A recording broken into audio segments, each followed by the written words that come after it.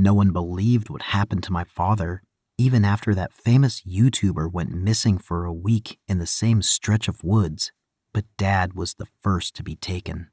My father and I decided to go camping to help celebrate his promotion at work. He was a seasoned camper, but I was relatively new to it all.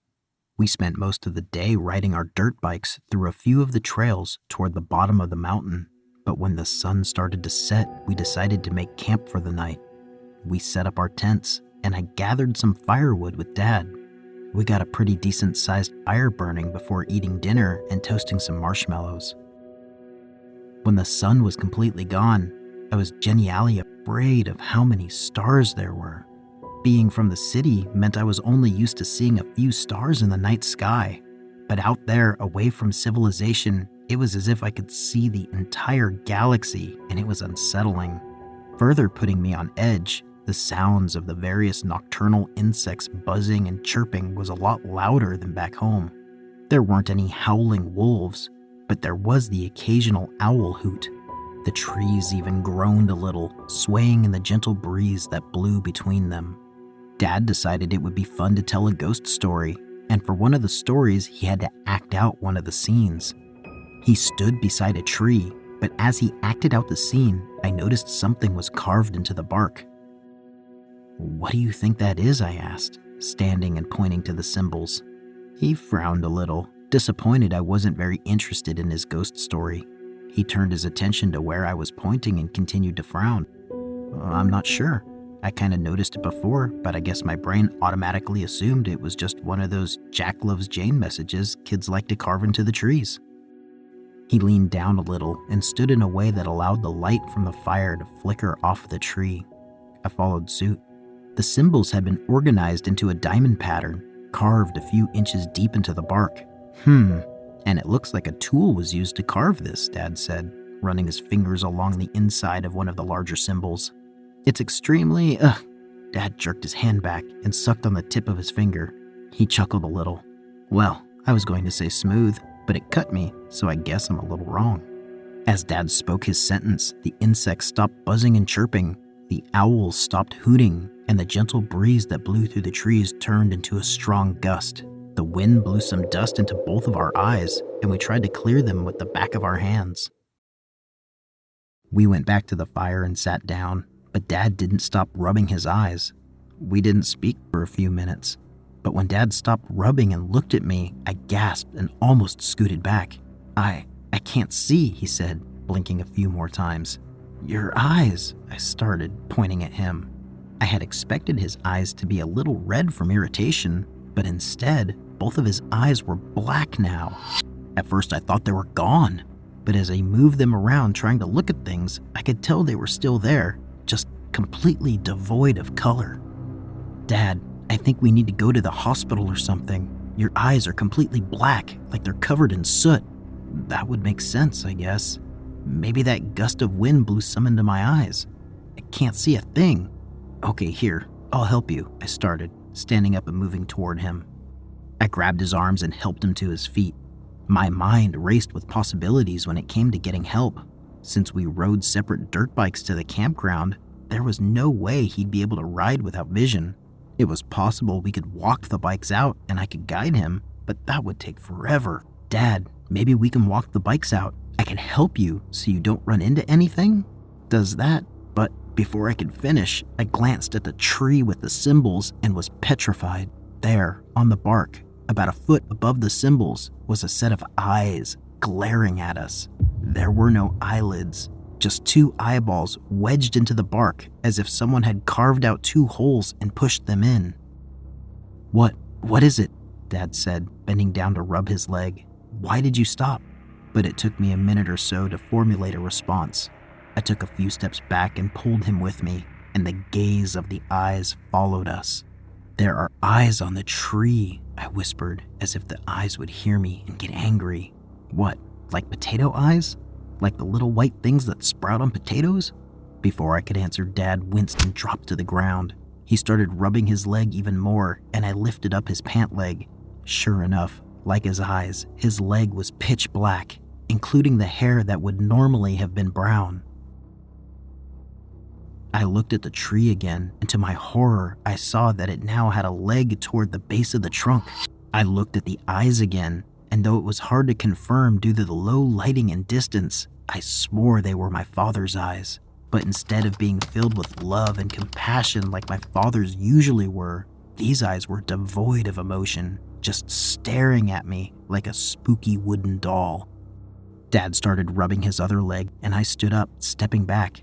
I felt guilty about it later, but my thoughts shifted toward personal preservation as I questioned whether whatever was happening to him was contagious. He started rubbing his torso and his arms, and a few seconds later, the tree took on those body parts as well. No, I started saying as Dad started rubbing at his face and scalp. Then he stopped moving, becoming a completely black, motionless figure beside the campfire. My heart was racing a mile a minute as I looked at the tree. Embedded in the trunk was the image of my father, complete with his face, which was now twisted into a morbid grin. I shook what used to be my father a few times just in case, never taking my eyes off the tree. When he gave no response, I grabbed the keys to both bikes and hopped on mine. I didn't care about our camping supplies or bother putting out the fire. Instead, I turned the key in the ignition, sighing in relief when it started. Movement on the tree caught my eye, and I watched in terror as the embedded body strained against the bark. It pulled most of itself out and was only connected at its back by a few twigs and bits of bark for a while before finally breaking free. It never blinked, glaring at me and smirking. When it took a step forward, I twisted back the throttle and sped off, daring a glance every second or so, but happy I'd taken both keys so at least it couldn't pursue me on the bike. I almost biffed it a few times, but managed to make it back to the main road, and then back to my house a couple of hours later. It was the middle of the night, but I banged on the door until Mom opened up. She brought me inside and calmed me down enough for me to try and formulate what I had just witnessed. I tried explaining exactly what happened, but it was too far-fetched for her to believe. She kept shaking her head and saying I was in shock, asking why I had left my father at the campsite. A firm knock at the front door pulled both of our attentions, and Mom opened it. There at the threshold was the beast from the forest that had assumed my father's identity. It didn't say a word, but Mom fell on it, embracing it as if she hadn't seen her husband in years. It locked eyes with me, and my heart nearly beat its way out of my chest. I tried to convince Mom that Dad was dead, and the thing that had come home that night was a monster with unknown intentions, but she refused to listen. I even managed to take the cops up to the campsite the next morning, but Dad's body was gone. The symbols were still carved into the tree, but now there was an additional symbol above the others. Since the cops found nothing and Mom refused to believe me, I had no choice but to move out. A few others have gone missing, and I know they were taken by the same creature, and one day I'll figure out a way to fight them. Until then, the best thing I can do is spread awareness. The moment I crossed the door's threshold and stepped onto the unstable wooden floor, I felt my bones quiver. My friend's laughter was like ribbons tying knots at my throat. "Come on, it's been abandoned for years," they teased, charging ahead into the living quarters of the old, unstable house.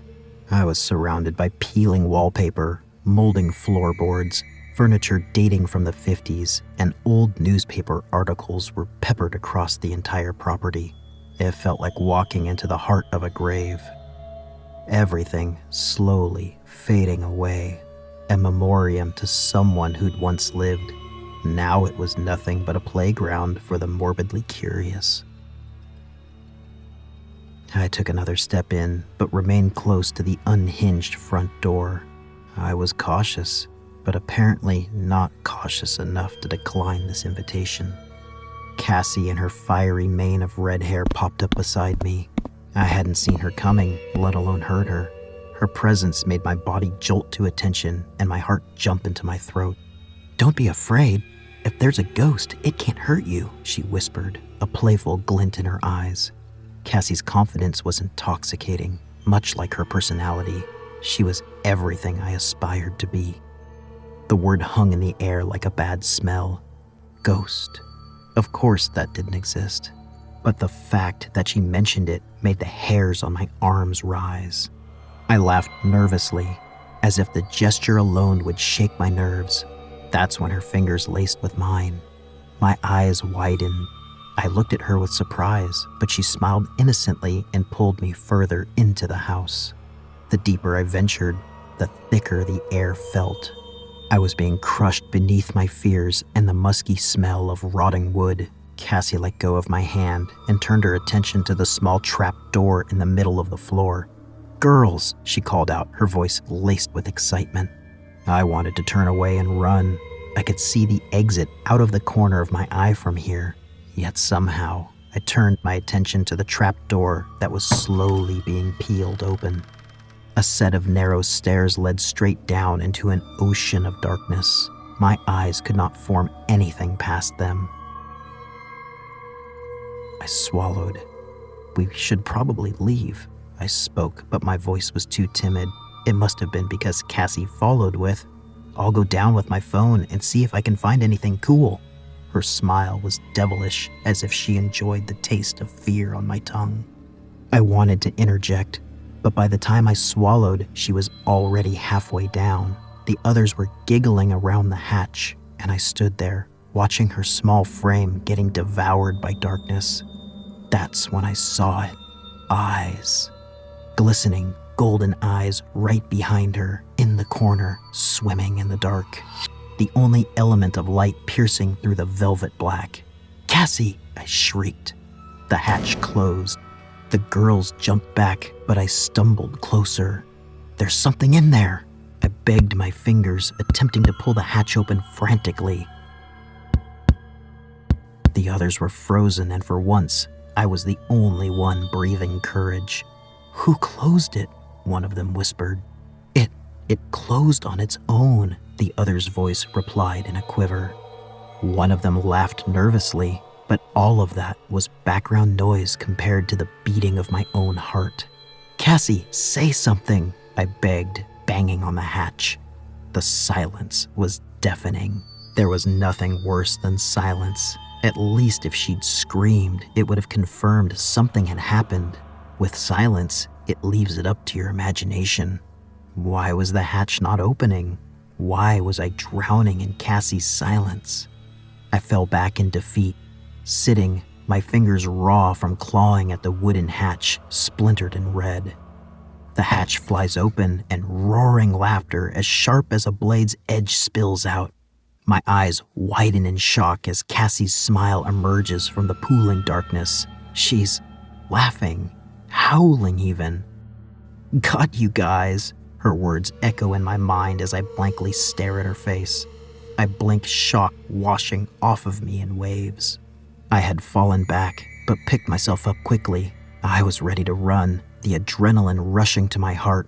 In her arms, she cradled a small, yellow-eyed cat. I finally allowed myself to breathe. The moldy air rushed back into my lungs, and my face heated up. I could imagine I was red with anger, red with embarrassment, red with shame. Had I really thought? I cleared the idea from my mind, purged it. Another hour passed, and we stepped out of the bus. I had yet to say a word. The others laughed so much they might have broken a rib. I, on the other hand, remained silent. The same silence Cassie had so gracefully offered me earlier. The girls had collected old books from the house. Some of them had jewelry, and Cassie had the cat. We sat at the bus stop, waiting for a transfer to go to the animal shelter. We browsed through the photographs we had taken from the house. I watched the screen flip between the pictures absent-mindedly. My heart still hadn't recovered. There was a picture of the living quarters, with the shredded cotton blinds, the damaged old chairs. Some of the girls were in the picture, and behind them, I noticed strings of blue light. With every new picture, it looked different. There were golden and pale yellow hues entangled with them. I raised an eyebrow and leaned in. "What's that?" I asked as she swiped to another picture. In this one, the lights looked like they formed the shape of a man sitting on one of the chairs. "Oh my God, that looks like a person," one of the girls exclaimed. I took the camera and quickly scanned the pictures. The next picture was of Cassie descending into the basement. The light formed a hand near the hatch. I quickly swiped again. The last picture was of Cassie in the basement before the hatch closed. I spotted the yellow eyes instantly. But what I hadn't seen until now was the smile forming in the other corner of the room. I looked up from the screen to Cassie. She looked at me, and on her lips hung the same smile.